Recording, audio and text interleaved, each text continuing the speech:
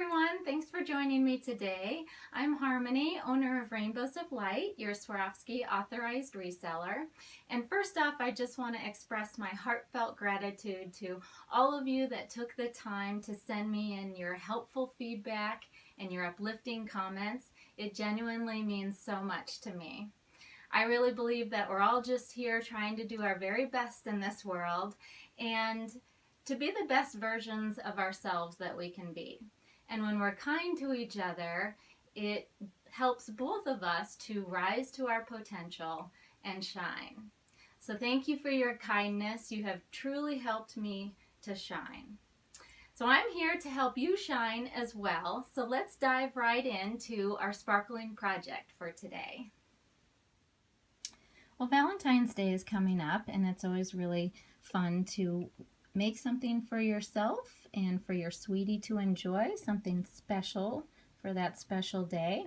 I made these sweet little Swarovski Crystal Heart Earrings, and today I'm going to show you how to make them as well. They're really easy. First off, you'll need the Swarovski Crystal 6628 18mm Siam hearts, and then the 5840 gold Siam headpins. Here's what they look like up close, so they'll match your Siam hearts. And then you'll need a few ear wires and then cute little heart charms. So to get started, we'll start with our Swarovski Crystal Heart pendant, and we'll thread the headpin right through there.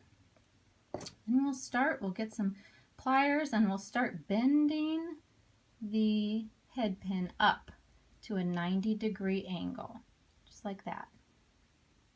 And then while you're there, just take your little heart charm, thread that through, and then we're going to start bending the top of this down to meet where the crystal is. You just make a nice little loop there like that, and you want to get it right up in there tight so it stays tight in there. Make a little loop like that.